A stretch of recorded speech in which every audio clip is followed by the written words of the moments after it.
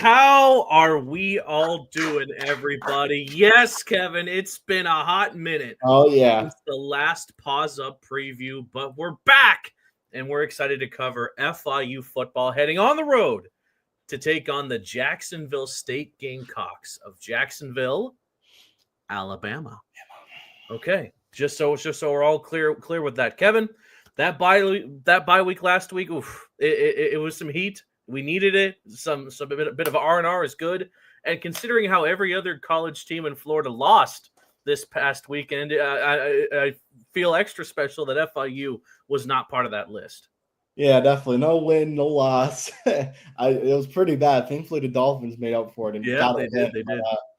Yeah, I mean, another week, FIU knows what they're fighting for. Kind of back to feeling a little bit nervous because you know that a loss, season's over. Mm-hmm. And yeah, I mean, a lot went on, Jake.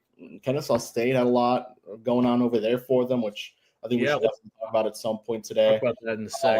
Yeah, I mean, a lot went on. A big game between Jack State and Louisiana Tech. That was a crazy game. Yeah. And for FIU, champs, women's soccer champs. Yes, that was Auburn, awesome. Men's soccer beats FAU. Owls down. Woo! Owls down, and basketball. Memphis. So, and then basketball. Well, we'll see. Both teams are recording this. FNU was already lost to FIU, so FIU notched their first one of the season. That's a bold statement to make, Kevin. This was recorded very bold, right? 12th, but no, I feel you. I mean, you see that women's game against Florida National. My God, over 100-point victory. Gee whiz! But no, we're back at it today. We're going to be talking a bit about FIU and their upcoming road trip to Jacksonville State. Kevin, a lot on the line for this Panthers squad. If they don't win this game against Jacksonville State, you can pretty much kiss your chances at a bowl game goodbye.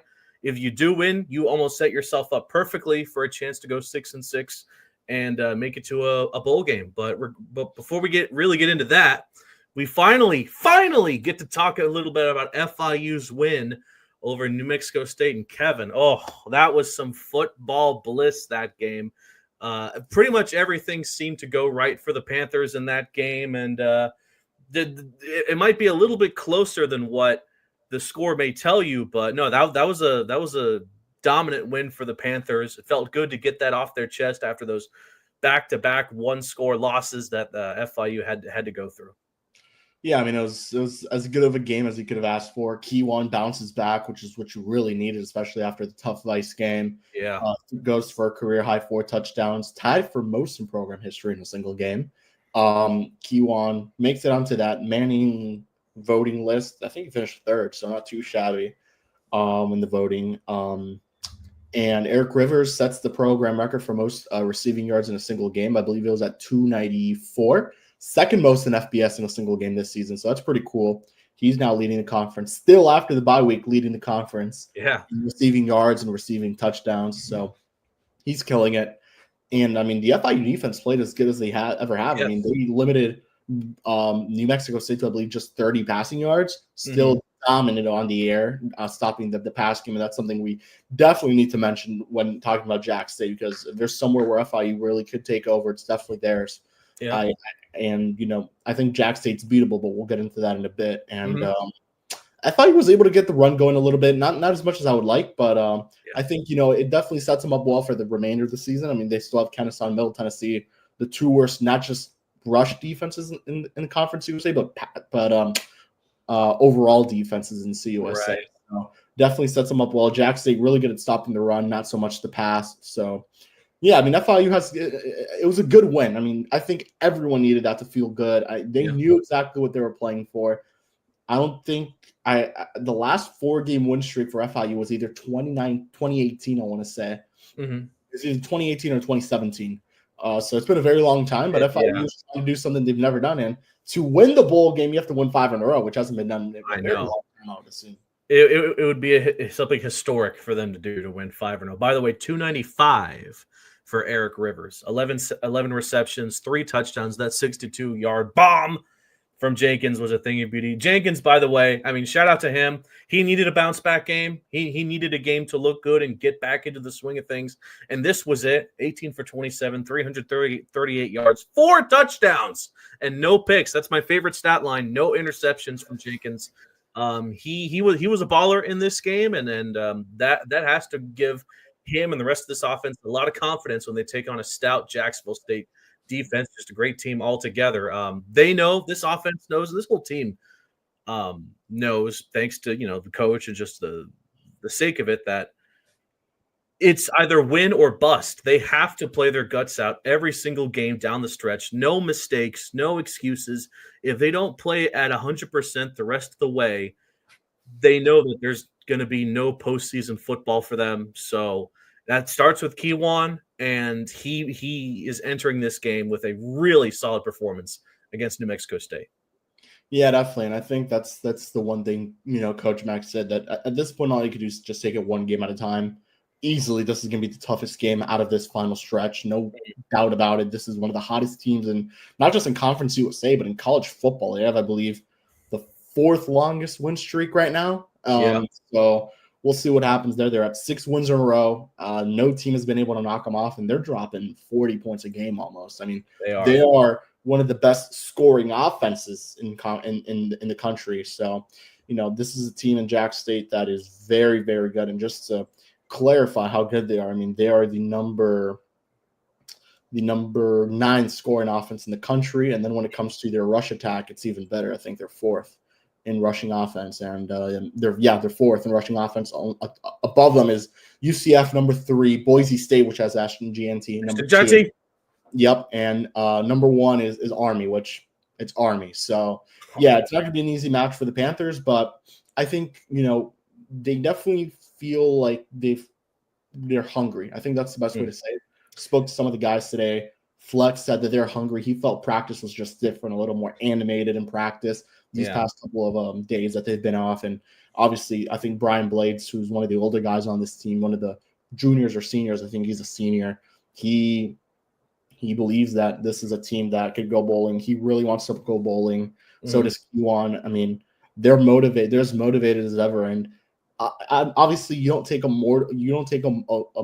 victory as a loss as a victory by any means. But I think they don't even want that anymore. I think they want to go out there and they want to kick Jacksonville State's ass on the world. Yeah, I mean, it wouldn't be shock the world by any means, because shock CUSA. Let's say that. Let's go with that. FIU should have beat them last year if it wasn't for that fair catch thing that happened. Yeah. They had all the momentum going their way, but Jack State just ran all over them. And we'll talk about some of the guys with the 700 Pelham podcast, because I mean, Tyler Huff and Trace Stewart are running all over defenses. Yeah, he scored already over 1,000 yards rushing. I mean, it reminds me of what Liberty did last year, just how good they were. So, but at the same time, you have to feel pretty good, because Liberty was a team that FIU was really able to contain their run, aside from Quentin Cooley. Unfortunately, they were able to contain Salter, and for the most part, I mean, FIU was blow for blow with them. So, I mean, I don't see a world where FIU can't do the same with Jack State. I agree. Now, I think we'll talk about this a bit more in a sec, but one of the biggest challenges that FIU could face in this matchup is their rush defense versus what Jacksonville State brings to the table. And going back to the New Mexico State game, to provide a bit of clarity, they allowed 216 total yards and only 1 touchdown, which I don't think is a terrible it's not a terrible defense against what New Mexico State has to offer. Mike Washington led the way with 88 yards, but just how prepared do you think this FIU rush defense is for what could be the greatest rush defense? I think one of the best rush defenses, not just in CUSA, but in the group of 5, just in general. Just how ready do you think they are?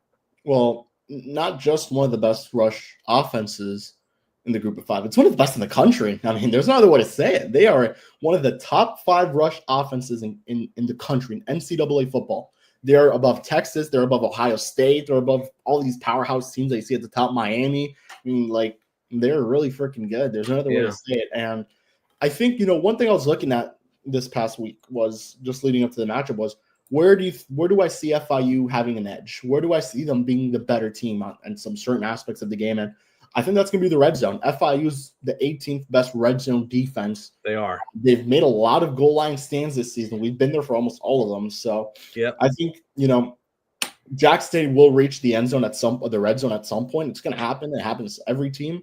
And I think that's where FIU is going to have an edge. But Jack State's 19th, FIU's 18th, Jack State's 19th. So I do think FIU is one of the better red zone offenses as well. They're a top 100 red zone offense. So is Jack State. So it should be interesting. I think FIU and Jack State are pretty similar teams on those aspects. But, I mean, when it comes to rushing offense, I mean, FIU has just struggled to run the ball. Mm-hmm. But I think they know that.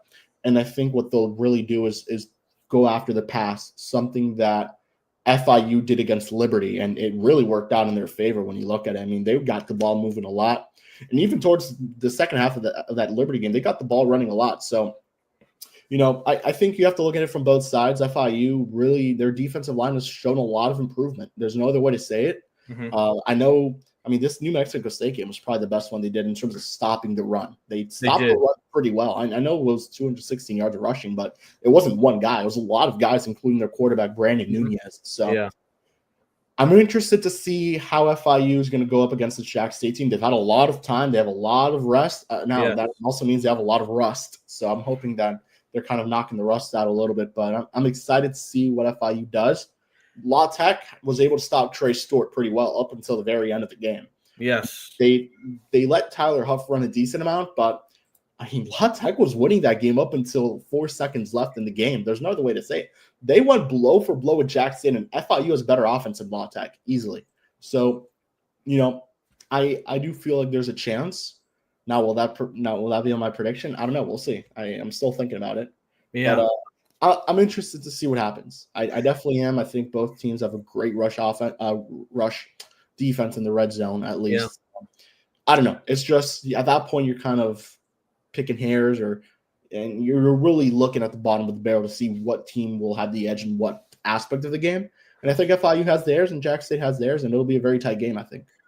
What are your final thoughts on FIU's win over New Mexico State? It was kind of a boring game, all things considered. FIU led at the start. They never really looked back. I mean, New Mexico State went a little brain dead in the passing department. Marucci and Nunez both did not look great. A lot of that can be credited to FIU secondary, which has looked absolutely phenomenal this stretch of the season so far. And just the FIU's defense in general, I think their defense played better than their offense. The defense set up the offense for success, and thankfully FIU's offense cashed in when given the opportunities, unlike some other games, such as obviously Sam Houston on Vice Night, where the offense couldn't do much. Today they were. And I think Eric Rivers, by the way, mentioned it in the presser that New Mexico State's defense pretty much didn't adjust as the game went on and still covered him the same way throughout the game, and Eric Rivers just took advantage of that, and that's partially why he had such the historic night he did. But still, I'd say it's a boring game, but if that means FIU's winning comfortably, then I'm all for it. Oh, well, I wouldn't say it was boring. I think it was boring just because FIU kind of took a lead that they didn't look back on, as he mentioned. So, yeah, Q1 had a huge game. Eric Rivers had a huge game. The defense looked really good. So I just hope they take that momentum in the Jack State. Dude, if they win that game, I'm pretty confident FIU's going bowling. There's no other way to say it. FIU needs to win this game. I don't care how they win it. I don't care if it's 3-0, 2-0. They need to win this football game. Their bowl game lives are on the line here. There's no other way to say it. And I sure hope the momentum of this last week, honestly, because they've played some really close games. They played Liberty very close. They took them to overtime. Only team that's taken them to overtime this season, I want to say. Mm-hmm. Unfortunately, we're not the team that beat them, but damn close. So you look at that game, you look at Sam Houston. FIU knows they could play against the best of the best in the conference easily. They did it against Sam Houston, did it against Liberty, and now you have to do it against Jack State. And I think that at some point, one of those games needs to go their way. I don't know if it'll be this one, but I think they'll have a good chance at that. So let's officially get into talking about this game. Jack State, you mentioned it, a 6-3 record. They had 3 tough losses to begin the season. Everyone thought this Gamecocks team was going to be down in the dumps. They lost to Coastal Carolina, got blown out in that game. Then they got blown out by Louisville, kind of a respectable loss as it's turned out. Louisville is a really good team in the ACC. And then they got bounced by Eastern Michigan in double overtime. And by that point, I know you and I were thinking, oh my gosh, what the hell is wrong with Jack State? We had such high hopes for them, and they're ruining it. Well, they've won 6 straight since then. And most of the time, they've won in very comfortable fashion. They slaughtered Southern Miss. They put up 63 on Kennesaw. They blew out New Mexico State, blew out Middle Tennessee. They only won by 10 against Liberty, but that was the kind of game that we were highlighting since the season began as one of maybe the best games in Conference USA, and it did turn out that way. Their biggest hiccup in this past stretch was their most recent game, that overtime win against Louisiana Tech. They shouldn't have won that game. Can we clarify something here? They should not have won that game against Louisiana Tech. That final minute of that game was pure comedy. How they let that Hail Mary. By the way, we saw how bad Chicago's Hail Mary defense was against Washington when Jaden Daniels won that game. This was even worse. The Louisiana Tech defense was even worse.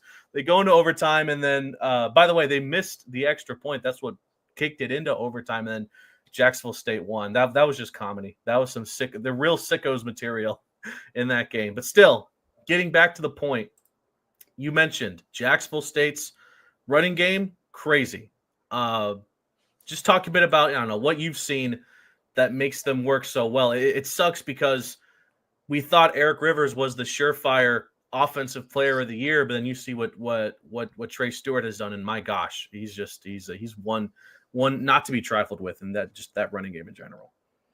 Yeah, I mean, I think a lot of it has to do with the offensive line.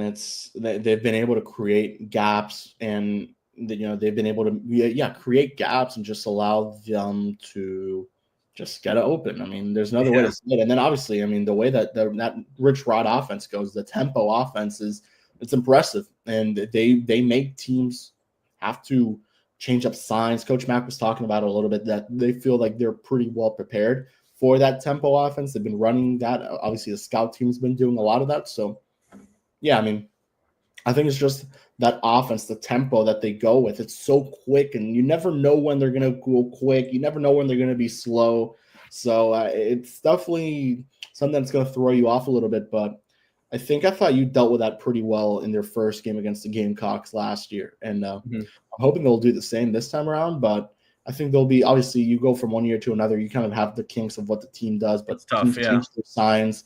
Teams change what they do, their personnel, whatever you want. So we'll see what happens. So I do think FIU has a good shot at stopping that tempo. Now it's just a matter of, can they do it for a full 4 quarters? Now, defensively, Jacksonville State is a solid team. I wouldn't say they have a special defense or anything like that, but they're good. And I know FIU's offense is going to get a big reinforcement back, and you heard about it in the presser. John Bach will be returning to the lineup for FIU. He's obviously he was a big-name offensive lineman last season. Now he comes back in. And just talk about the impact that you think he will bring to this team based on what you think and what Mac was talking about. Yeah, I'm not entirely sure where he's going to end up playing, because he was a center last year, but he could also play basically almost every other spot. So now it's just a matter of, are you going to kind of change it up now midway through the season? Are you going to have Jaheim Buchanan move away from the center spot, which he had been doing all right at? I know he had those really bad snaps in the UTEP game, but aside from that, I mean, it's just another guy you're going to have with depth. And I think John Bach has a good chance to get it going for the Panthers. And, I mean, it's a huge reinforcement. There's no other way to say it. They've needed this guy to come back for a very long time. And I'm excited to see what he can do. And we're probably going to talk to him next week as we go into the Kennesaw week and see what's going on there. But, yeah, should be fun. He's someone who's really cool. We've spoken to him multiple times before. Awesome dude. And, yeah, I mean, that's a big dude that they needed back for a very long time. This offensive line actually hadn't been too bad this season for the most part. They've had obviously their moments, but that's just adding, that's like the cherry on the top when you need like a big offensive line improvement. That's what you're getting. It's like a trade deadline acquisition or a waiver wire claim. Like, that's what you got right now with John Bach. So I'm pretty excited. On the topic, based on what we've seen from Jacksonville State's defense, I don't know. Their defensive line is good, nothing special. Their secondary is good, nothing special. So to that end, how should FIU's offense attack Jacksonville State? Should they continue to try to dominate through the air, which they have been doing pretty well as of late, or should they finally try to go for that 100-yard rusher that we thought they would have definitely gotten by now, but we haven't? Do you think they should go that route, or should they actually play some mixed football? Yeah, so FIU right now has the 4th best pass offense in CUSA, and Jack State is 7th in pass defense. So I mean, when I was talking about some of the edges that each team has, like some advantages, I mean, that's the most obvious one you're looking at. But I wouldn't be shocked if FIU does run the ball. I mean, going into the Liberty game, Liberty had one of the best rush defenses, and Jack State. Wow, I'm looking at it now. They have the seventh rush offense and defense in CUSA. So, I mean, if FIU is going to take advantage of that, I think this would be the game to do it. So, I'm intrigued to see what's going to happen. Obviously, I think FIU should try to run it down their throats as much as they can. They have 3 big backs that can do that. So, I think that's definitely a possibility. But at the same time, I mean, Q1 just came off a huge game. Why not try to keep that momentum going? Q1 seems like he's very locked in. He seems like he's ready to go. He seems like he really wants this one. And if you guys remember, last year, Q1 was benched. This was his worst collegiate game before the Sam Houston one. He was benched in this game against Jack State last year. Went 2 for, I want to say it was 2 for 8 for 18 yards. And he just wasn't good. Grayson James had to come in, who, by the way, is starting this weekend against SMU. Good for him. Shout out Grayson. Yep. Yes, sir. Paws podcast legend. And, but yeah, I think they have chips on their shoulders. They knew, I want to say they know they were kind of robbed of that game last year, because had that fair catch rule not been implemented, they probably would have scored and we would have been celebrating an FIU win. It would have been 2 in a row back to back. We would have had 5th win of the season, going into a very tough stretch of the year with Arkansas and obviously Western Kentucky. Well, I think it's time to hear from someone who knows a thing or two about Jacksonville State that can provide some context. It is none other than Caleb Williams. No, not the Caleb Williams I know you all are thinking of. He's busy losing games in Chicago. I'm talking about Kalen Williams, the host of the 700 Pelham Road podcast, covering all aspects of Jacksonville State athletics. Before you ask, I don't even know if you knew this, Kevin. 700 Pelham Road is the address of the football stadium. I learned that recently as I was in we found that out. So let's talk to Caleb Williams. He's a cool dude. Knows his thing about the Gamecocks, and let's just hear from Caleb right now. Hey everybody, we hope you're enjoying our Paws Up preview so far. Kevin and I.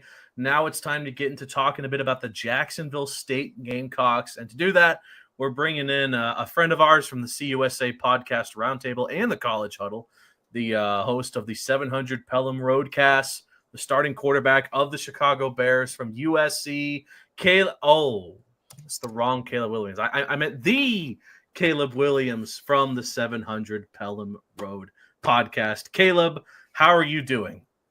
I'm good, man. Another good night to hop on and talk about the best team in the conference. And you're not wrong. It's a bold statement, but so far, Jacksonville State has backed it up with the way they've been playing and the way Liberty has fallen these last few weeks. So let's just talk a bit about Jacksonville State athletics in general, Caleb.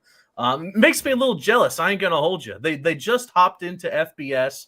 They went to a bowl game their first season. Probably should have gone to the CUSA championship game if it weren't for some silly NCAA rules. And now they're looking to make it to a CUSA championship game for real. And obviously they've punched their ticket to their second straight bowl game in FBS. Just talk a bit about how Jacksonville State athletics has found so much success in just 2 years of FBS.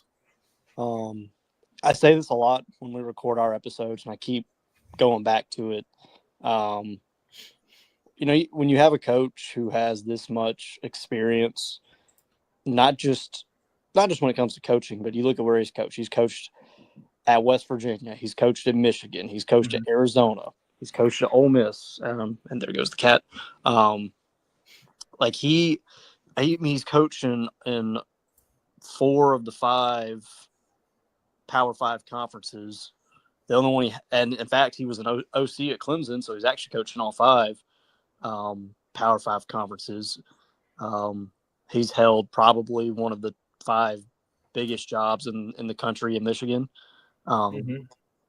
He took West Virginia within a game of a national championship appearance back in, I think, 2007 or 2008 before he took that Michigan job. Right. With Pat White. So, I mean, he just, he's a guy who knows how to navigate this level of ball. And so when you got a program that's transitioning from FCS to FBS, having a guy who just knows what it takes to win at this level, I think that's more important than than talent. That's more important than scheme. I mean, it really is just preparation and knowing what you're getting into. And Rich Rod knows what it takes, and his whole coaching staff are the same guys he's had with him everywhere. So they all know what it takes. So I think that's the biggest thing is coaching, really.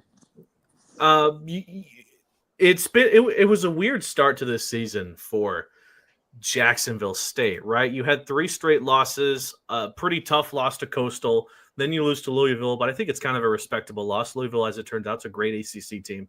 Then you get bounced in double overtime to Eastern Michigan. Since then, 6 straight dubs. Just, Caleb, talk a bit about how you think Jacksonville State has been able to turn this season around. Like, what's been the message from Rich and how have the players been responding to it? Well, I think the biggest thing is first game of the year, we didn't know what to expect from Coastal. This is a team that, obviously they don't have Grayson McCall anymore because he had transferred to NC State. So, we really didn't know what to expect from them, and we didn't really have the QB situation figured out. All right. Anyways, I'm back. So I just think the biggest thing, start of the year, we faced a Coastal team. We didn't know what to expect from them. And didn't have our offensive situation figured out. Did not have the wide receiver rotation figured out as well. Yeah. Cam Vaughn had not come into his own as kind of that downfield vertical threat that he's become. We knew that Michael Petway was going to be there in the slot because that's where he started last year. But even look at the running back room. We didn't know who was going to start at running back. Everyone was expecting Ron Wiggins, and then he has to get surgery preseason. And Trey Stewart had not kind of arrived at the starter. We were kind of bouncing around with some guys. Andrew Paul was getting touches as well, as the number 1 guy. And so those first 2 weeks, we had no idea really what was going on offensively, just because it was a totally new squad. This is a team that lost their starting quarterback from last year. They had, Logan Smothers returning, but as you guys have seen, he's not the starter anymore. He hasn't actually started since that Coastal Carolina game. Tyler Huff has kind of been the guy since Louisville. And I think the big message really is looking at is just, look, they know Rich Rod finally settled in and said, hey, this is what we're going to be. We're going to run the ball. We're going to go fast. We're going to do exactly what we've always done since I've been here. And it pains me that he didn't figure it out sooner, because I know he wanted to throw the football around a little bit more. But when you've got arguably, it's by far the best non-triple option running team in the country. Yeah. When you look at everyone else at the top, it's Boise State, who has Ashton Genty. That's understandable. And then everyone else is service academies. It's teams that run the wing tee or, flex bone. Right. And Rich Rod just lining up in shotgun and running zone read over and over again because no one can stop it. So I think that's the biggest thing. Is he just leaned into what they were good at and just said, we're going to do it, and we're going to abuse teams with it until they cheated and stop it, and then we're going to throw it over the top. And he finally locked in with that one message. With that being said, we should be 7-2. We absolutely should have beaten Eastern Michigan. Yeah. We had 4th and 1 in overtime. It was like 4th and 6 inches, and we lined up in shotgun instead of lining up in I formation and running fullback dive. But look, it is what it is. You spoke about it pretty recently there, just not quarterback change going from Smothers to Huff. Just talk about Tyler Huff and what he's been able to do. He seems like a guy who, it's as dual threat as they come. Great arm. He could run the ball very well. I think it would be the first QB since 2016 in Jack State to run for over 1,000 yards. So that would be pretty cool for him at least. And he definitely has a shot to do it against FIU. But just talk about Huff and what he's been able to do. Yeah, this is a guy who, we'd had a lot of guys committed in the offseason, whether it was high school kids or transfers. And Huff was the one guy who actually signed. We had a guy who was coming in from, I think, Mercer. He ended up not signing and decommitting. We had a guy out of high school who decommitted because the guy he wanted to play for took the James Madison job, so he went to JMU. And so Huff was really the only guy left in the class. And, when you watch his tape there, he ran the ball a little bit, but not a ton. They used him more as kind of pocket passer type guy who could run when he needed to. And Mhm. and here, I mean, it's all in on his ability to read. First off, he reads the zone read play better than Logan Smothers does, and definitely better than Zion Webb did last year. Yeah. And I think that's the biggest thing is it's not just that he's fast, but he knows how to read the play. And if you can run that play, you can run Rich Rod's offense because that's what it's based around. Mhm. He's surprisingly big. He's only 6 feet tall, but he weighs 220 pounds. And more often than not, he's the one initiating contact when he gets to the second level. And there aren't many QBs who do that at 6 feet tall. So I just think his willingness to run the football and not be afraid of hits, I think that's the biggest thing. You mentioned his arm. It's not a Matthew Stafford or like Josh Allen level arm strength, but he's a very accurate downfield passer, as we saw. Yeah. As we saw on play. that Hail Mary, it was absolutely the exact spot it needed to be for Cam Vaughn to get it. So I mean, it's just he's an extremely just efficient player. He kind of just does all the little things right. He doesn't do anything like super spectacular. I mean, he just makes all the good plays, but he limits his bad plays. And I think that's the biggest thing from last year to this year is, last year we'd have some stupid turnovers, we'd have poor decisions in the zone read game, and we just don't have that this year. It's a lot more clean. Yeah. Talk a little bit about that rush attack. You kind of mentioned how much more different it was compared to what your other teams usually do, the Navy, Army. I mean, you guys are the fourth best rushing attack in a rush offense in the country. I mean, it's going very well for you guys. Best rush offense in CUSA, best scoring offense in CUSA. I mean, you guys are dropping 40 every other game. It seems like just what's been working so well. Obviously, you mentioned Trey Store. Just what is the offensive line doing differently that maybe other teams aren't doing? Just what's working so well that Jacksonville State's running essentially over 400 yards per game? Well, so I think the big thing, and even last year to this year, last year we were a solid rushing team. I think we were top 10 in the country in rushing yards. I think I know we were first in time between snaps. This year, the tempo at first wasn't as fast. And for Rich Rod, when he's successful running the football, it's because they're picking up first downs and they can go really, really fast and keep team from substituting. Early in the year, we didn't have that. They were having issues getting first downs. And now, you mentioned even really with Eastern Michigan, we ran the ball well, just didn't have a great defense performance. But the offensive line has really kind of gelled together. The conditioning looks a lot better. So we're not having to substitute guys in and out because they're not getting gas very easily. I think one of the other big things is just, I think early in the year, Rich Rod and then Rick Trickett, who's O-line coach, I think they wanted to run just me personally. And I coach middle school ball, so I'm not going to pretend I know that much about the collegiate. Okay. I don't know that much about the collegiate game, but I know enough football to think that I think they were trying to just do too much when it comes, schematically. I think they just wanted to run too many concepts. So instead of just lining up and say, hey, here's inside zone, here's counter, we're going to run these plays until the wheels fall off, and that's going to be our bread and butter. They try to run just a bunch of different blocking schemes. I just felt like it was tough to go fast when they're calling that many plays instead of just saying, here's one play, here's two play, just get ready for those two. And so now, last 6 weeks of the season, like you mentioned, we're fourth in the country in rushing. I mean, you look at all the teams around us, Army's number one. They run the triple option. Boise State is number two, and they run a pro-style offense. They just line up and give it to Ashton Genty every other play.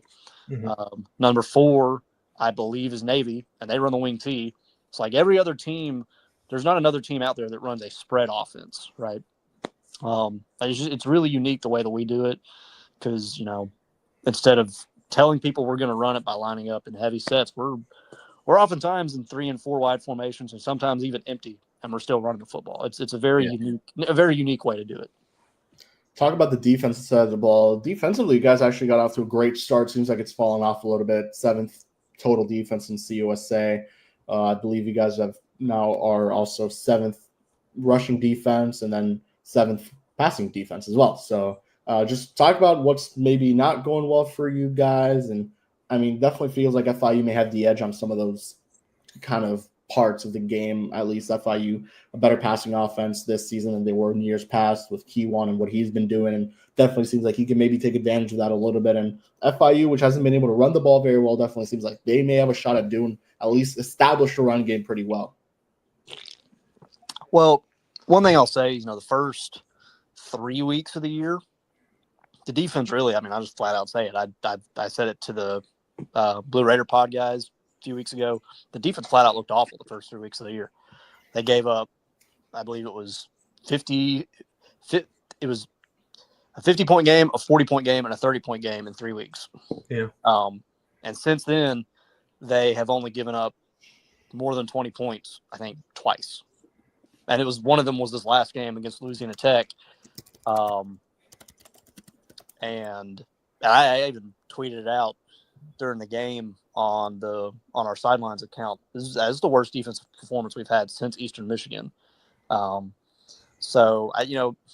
Biggest thing that all year has been the secondary. Can the secondary limit enough chunk plays in the passing game? Because the front seven's there. They can stop the run. You guys saw it against Liberty. And I know Liberty's not the team they were last year, but they're still a solid rushing team. I think they're still either 5th or 6th in the country in yards per game. And outside of a couple big plays from Quentin Cooley, we held Liberty to a pretty respectable number. It was below their season average. Now this last game, Tech had again chunk plays. They had a lot of chunk plays in the secondary. So I think, if FIU is gonna have a chance to win this game, they got to take advantage of the chunk play opportunities. I'm not saying they'll be there because I'm not going to sit here and trash my own team and say, yeah, we're going to make a lot of big plays. But when they present themselves, FIU has to be able to take advantage of them because that's when teams like Kennesaw State, when we played them, first half they had several chunk plays. That's why it was so close. Mm-hmm. And then halftime, I guess Rich Rod painted the walls red with the blood of his enemies, and okay, and that's our joke is around Jacksonville is we let teams play around a little bit in the first half, and then Rich Rod peels paint off the walls at halftime, and they come out a different team. But yeah, I think it's the secondary. Really, it's the secondary. I think the front seven, not elite, but they're upper level for for this conference. So all things considered, Jacksonville State is a 14. At the time of recording, a 14-point favorite. A lot needs to go right for FIU if they even want to keep this game close, let alone their chances of winning and keeping their bowl hopes alive. Just in your opinion, on both offense and defense, how does Jacksonville State avoid the upset here? Offensively, biggest thing is all we got to do is avoid turnovers. That's been the only thing that has kept our offense from operating at a smooth pace. We saw it against Liberty. We had a fumble early on from Trey Stewart that let Liberty. They went and scored a touchdown and tied the game up. That very next possession. It's if we limit turnovers, I think we'll be fine offensively. We're gonna be able to run the football really against everyone we play. That's just kind of been. I think if we played Coastal today, I think we'd beat them. If we played Eastern Michigan today, I think we'd beat them. I don't think we'd beat Louisville because they're a good football team, but we'd hang around a lot tighter, I think. Because in my opinion, I think we have the second best running back in the country. I really do. I think Trey Stewart is that good when it comes to breaking tackles. When you look at his ability to turn a 2-yard carry into a 7-yard carry just by driving his legs, I think he's got that kind of ability. Now, defensively, if FIU has any chance, again, it's going to come down to can our secondary limit big plays. Look, I'm not a proponent of just lining up in too high looks and letting teams run all over us because we're scared of the deep ball. But I would not be surprised if we are willing to give some underneath stuff and give the run game early to try and maybe bait FIU into taking a shot. If we can create a couple turnovers, I think that'll help. We don't create turnovers very well, but we do create negative plays. So if we can get a turnover here and there, I think we'll be set. Alrighty, Caleb. Again, thank you so much for spending some time with us, talking a bit about Jacksonville State. If you can quickly drop your socials on for the 700 Pelham Road on Twitter and whatnot, just so the FIU people can see how you guys are planning ahead for this FIU game. Yeah, absolutely. So on the app formerly known as Twitter, we are at 700 Pelham Road.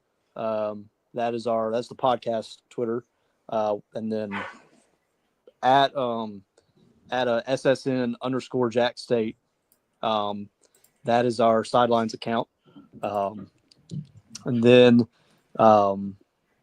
if you want to read our blog or listen to the podcast, you can go to Spotify, I think Apple Podcasts, not Google Podcasts anymore because Google Podcast and I think has rejected us now. But look up 700 Pelham Road. And then if you want to read the blog, go to Substack and search 700 Pelham Road. We're on there as well, posting previews and recaps and stuff like that. So, alrighty, Caleb. Again, thank you so much for spending some time with us, man. And Kevin, I know you'll probably run into Caleb over there we'll link up. At the stadium. So, all right, let's get back to the rest of the Paws Up preview, where Kevin and I will go over Conference USA predictions this week in FIU athletics and game picks. All righty, welcome back to the Paws Up preview. Again, shout out to the 700 Pelham Road guys. Be sure to follow them on socials to see how they're preparing for this matchup. And Kevin, what are your final thoughts about this game? I don't think anyone's really given FIU a chance. I think Vegas, 14-point favorites for the Gamecocks. Just what do you think are the big keys to success for FIU?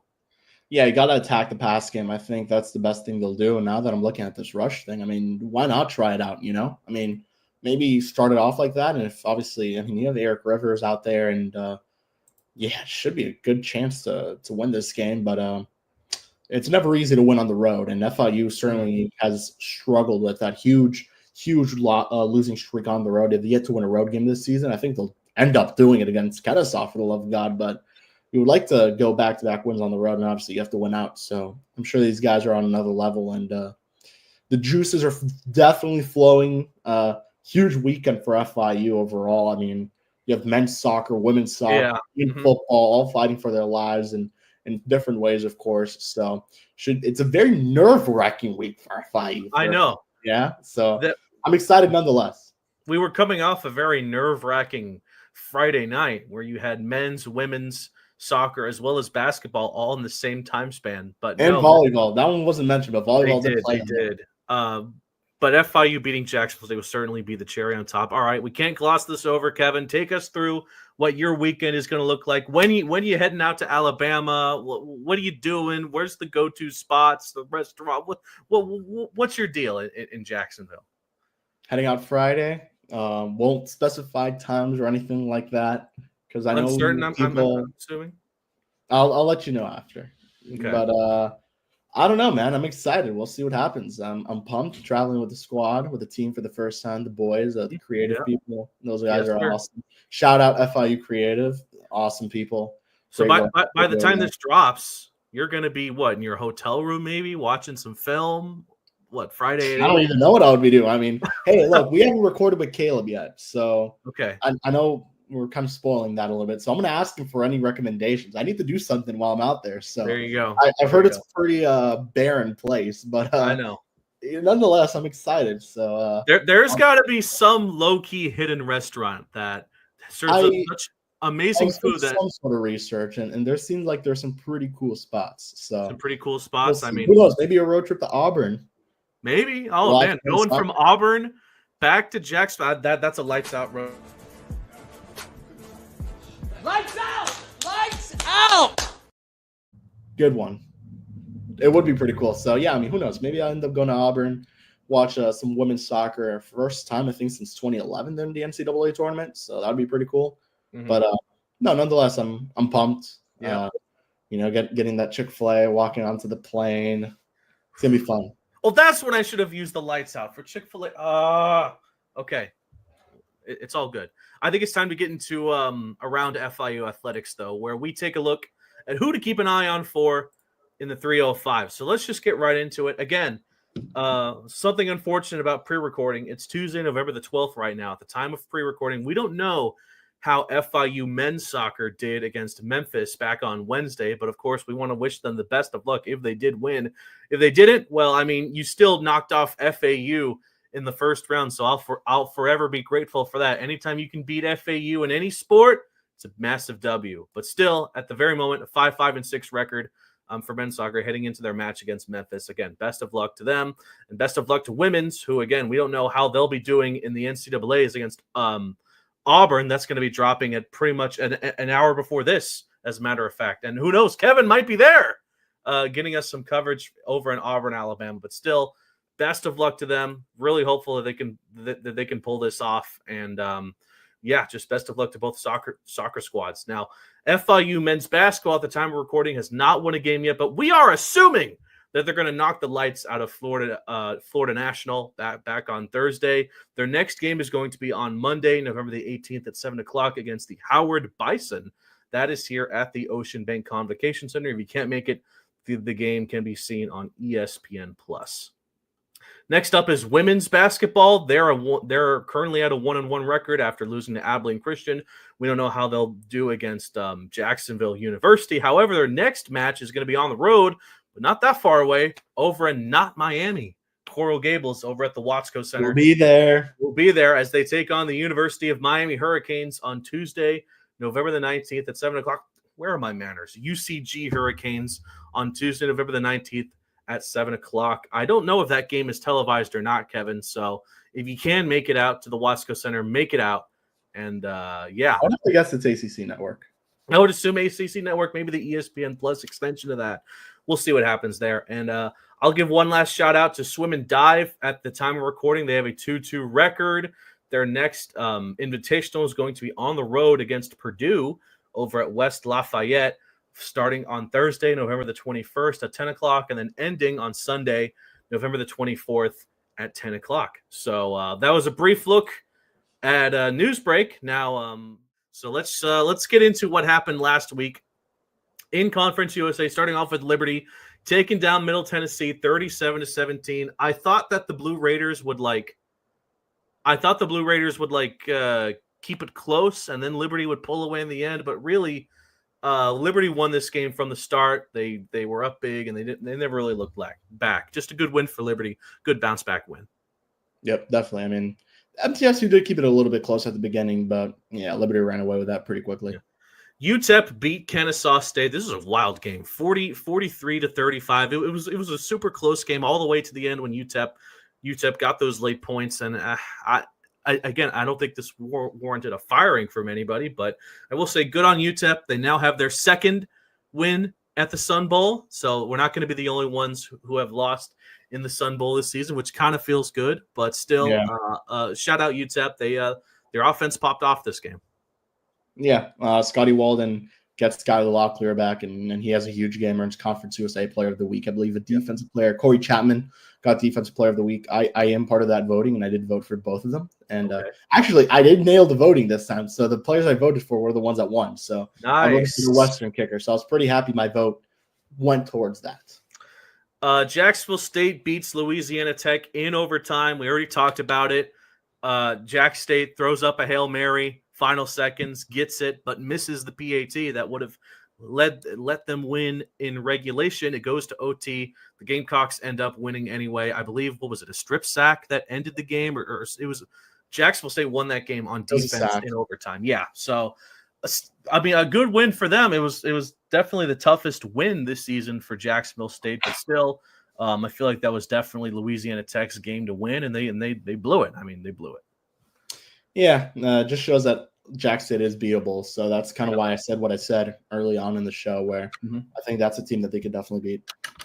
And then Western blows out New Mexico State 41-28. I'm honestly shocked New Mexico State scored as many points as they did. 28 points is not a bad scoring. Not a bad performance from New Mexico State's offense, but still they had to go up against Western, who dropped 40. So it is what it is. Yeah, I mean, New Mexico State is going through hell right now, and they're facing Texas A&M this upcoming week, so it should be difficult.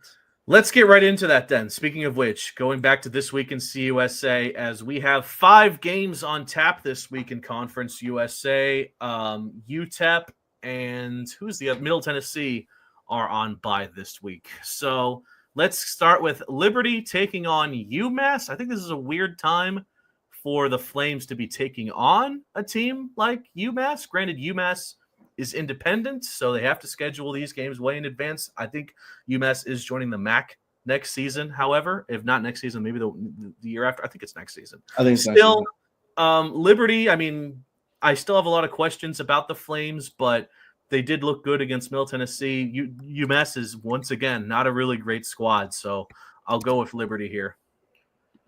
Yeah, give me the Flames. Mm-hmm. Louisiana Tech is taking on Western Kentucky. Now, I did like what I see from I like what I saw from Louisiana Tech's offense against Jacksonville State, but the problem with Western Kentucky is that you can look good on offense, but when you're taking on the Hilltoppers, their offense can always look better. I mean, Veldkamp, I think it was announced that he's going to remain the starter. I think Finley is healthy once again for Western Kentucky, but they're still going to give the starting job to Veldkamp because he's earned it. And honestly, I agree with the move, and I agree with Western Kentucky beating Louisiana Tech. Give me Western. Yeah, not much to say, really. I mean, two pretty secure wins. We'll save FIU and Jack State for the last. Sam Houston's taking on Kennesaw. Now, from what we've seen from Sam Houston as of late, this kind of seems like it could be a winnable game, but I don't know. Sam Houston did not look good against Louisiana Tech. I understand. I guess, do we even know if Watson's going to be 100%? Unsure, but give me the Bearcats. Yeah, I mean, I'm going to be assuming that Kennesaw is going to be playing for their interim coach. I forget his name, but no, I got to take Sam Houston here. I just it's a tough ask. Sam Houston shot themselves in the feet trying to make this CUSA championship run. If they lose to Kennesaw, there's absolutely no way in hell they're getting in. So I'm taking the Bearcats. And then finally, the Aggies are taking on the Aggies. It's New Mexico State taking on Texas A&M at Kyle Field. That's a late kick. Listen, Kevin, from what we saw last year when FIU took on Arkansas, these late SEC games, first of all, I don't like that the SEC even does this, that they schedule these cupcake games late in the season. I think most conferences do it from time to time, but the SEC and some of their biggest teams like Alabama, Georgia, Florida, they all do this, and I think it's a little bit silly to schedule some cupcake games this late into the stretch. I know you want to secure a win and all that, but still, I don't think it's a great look. But I do think that there's no way in hell New Mexico State's winning in Kyle Field. That's one of the toughest places to play in the nation. That's a cult over there in College Station. Give me the Aggies of Texas A&M. Yeah, just give me the Aggies. Whichever one wins, that's the one I'll get. No, I'm joking. Give me Texas A&M. All righty. So, I forgot to mention how we did last week, by the way. I went 4-0. Kevin went 3-1. Kevin went with Kennesaw over UTEP. I don't think any of us expected their coach to be fired, though. That would have been a strange prediction. But still, I currently have a standing of 48-15. Kevin has a standing of 42-21. That's a 6-game difference. So I have the big week coming up. All righty. I think it's time to ask a pretty big question, I would say. Who will win? It's the most important question asked here. Now, before we decide, let's see what the boys over at EA Sports and College Football 25 think. And I don't think we're going to like the answer.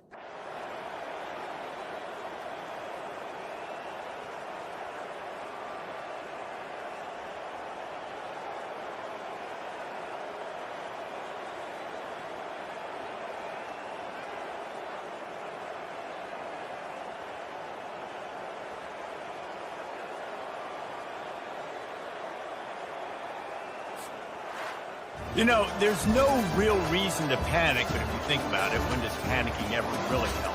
But certainly this was a bitterly disappointing outcome. And you can look at a lot of different statistics. I know we tend to overcomplicate college football these days, but guys, at the end of the day, it comes down to two very simple things. You can't turn the ball over, and you can't have penalties. You do those things, David, and it'll beat you every time. That sucks, but it is what it is. I mean, What it is, yeah. Reese Davis did a good job explaining that one. It's time to panic, and it's a disappointing outcome. But still, another one-score loss. Are you serious? But based on EA, come on, EA. But still, who's gonna win, FIU or Jack State? We have to set our FIU fan biases aside because we really want FIU to win this to stay in the hunt for a bowl game spot. But Kevin, I'll turn it to you. Who's winning this game? Give us a score. No pressure because you're going to be there. You're flying with the team and whatnot. Give us who the hell's winning? Unfortunately, I think FIU will not make a bowl game this season and lose to Jack State by a final score of 32-24. 32-24. How many rushing yards for the Gamecocks? Like over 400 yards.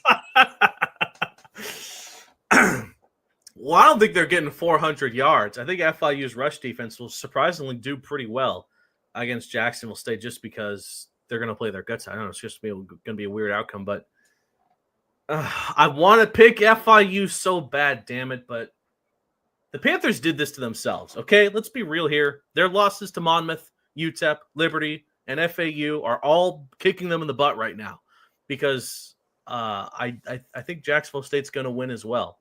And it sucks, but I don't know. Jacksonville State, they themselves realize, FIU realizes that if they don't win, they're not making it to a bowl game. Jacksonville State realizes that if they lose this game, their chance at a Conference USA championship game goes down the drain by a lot. So they're going to rely on Trey Edwards and that running game. Give me Jack State by a score of, what was the line? 14. Give me Jack State by a score of 28-10. Jeez, what the hell? Oh my God. 28-10. I have more hope than you. Listen, like I said, FIU did this to themselves. Let's be real here. Those losses early on have now made this a ride or die game against the Gamecocks. And I'm sorry, I just don't feel great about it. But we shall see. We've been proved wrong before by this FIU squad, both good and bad. We'll see what happens there. Kevin, you're going to be getting us some fire coverage there from Jacksonville, Alabama, I hope. That halftime show and post-game show are going to be fire. Well, the halftime show. We'll see about post-game. Halftime, definitely. All right. So everyone, enjoy the game on Saturday. By the way, we're done with night games with FIU football. It's a 2:00 kick, which can be seen on ESPN Plus live from Jacksonville, Alabama this Saturday. And the next week we got Kennesaw State, which should be a fun preview as well. But again, until then, everyone just watch some football. Let's go FIU and Paws up. Paws up.